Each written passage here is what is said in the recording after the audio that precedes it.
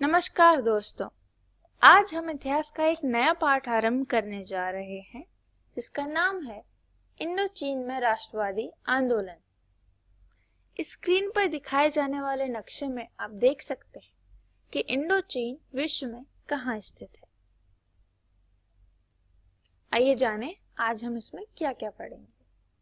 आज हम इस पाठ का पहला अंश पढ़ेंगे जिसके मुख्य बिंदु हैं वियतनाम पर फ्रांसीसी उपनिवेशवाद की स्थापना कैसे हुई और उपनिवेशों के विकास की जरूरत क्या थी।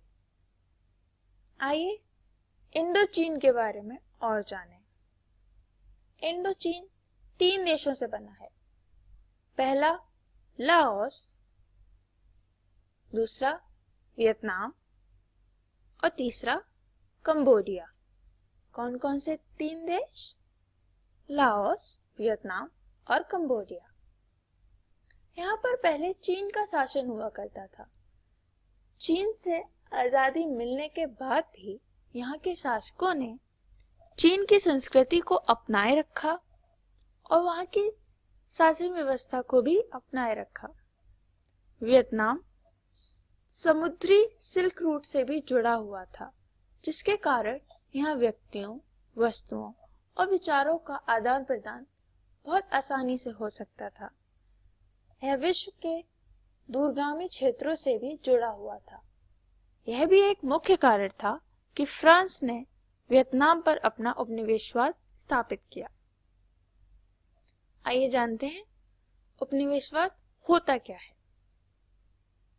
यह वह प्रक्रिया है जिसके थ्रू किसी जगह के लोगों और वहां की संस्कृति पर नियंत्रण स्थापित किया जाता है बाहरी शक्तियों द्वारा। फिर से देखते हैं, यह वह प्रक्रिया है जिसके द्वारा किसी जगह के लोगों और वहां की संस्कृति पर नियंत्रण स्थापित किया जाता है बाहरी शक्तियों द्वारा, जिस प्रकार ब्रिटिशर्स ने इंडिया पर किया था। अब हम उपनिवेशवाद को फ्रांस और वियतनाम के संदर्भ में पढ़ेंगे। फ्रांस ने वियतनाम पर पहला हमला 1858 में किया।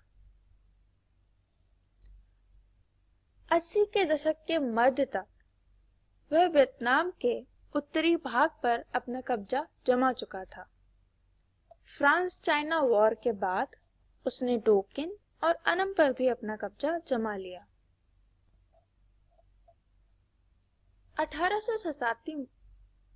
1887 में फ्रेंच इंडो चीन का गठन हुआ, जिसके भाग थे अनम, टोकिन, कोचिन चीना और कंबोडिया। लाओस फ्रेंच इंडो चीन का भाग 1893 में बना। फ्रांस के कब्जे के बाद वियतनाम की आंतरिक स्थिति उथल पुथल से भर गई। जीवन के हर मोर्चे पर वियतनामी लोगों के फ्रांसीसी शासकों से टकराव होने लगे। वैसे तो फ्रांस का कब्जा मूल रूप से सैनिक और आर्थिक मामलों में था, किंतु वियतनाम पर अपनी जड़ें अच्छे से जमाने के लिए उसने वियतनाम की ही संस्कृति को नष्ट करना आरंभ कर दिया। जब वियतनाम के लोगों में यह जागृति पैदा हुई तो उन्होंने विरोध किया और इसी संघर्ष से वियतनाम के राष्ट्रवादी आंदोलन का जन्म हुआ। आइए अब हम जानते हैं कि फ्रांस को वियतनाम के ऊपर उपनिवेशवाद स्थापित करने की जरूरत ही क्यों पड़ी। फ्रांस और उसके जैसे कई विकसित देशों का कहना था कि अविकसित और पिछड़े हुए देशों का विकास करना विकसित हो चुके फ्रांस जैसे ही देशों का जिम्मा है और इसे पूरा करने के लिए उन्हें अविकसित देशों की अर्थव्यवस्था पर नियंत्रण करना होगा। यह आवश्यक है। आपको क्या लगता है दोस्तों, उपनिवेशवाद स्थापित करने का कार्य यही था? नहीं, बिल्कुल सही। उपनिवेशवाद स्थापित करने के पीछे असली कारण था पिछड़े देशों के प्राकृतिक संसाधनों को अपने फायदे के लिए इस्तेमाल में लाना, हथियाना।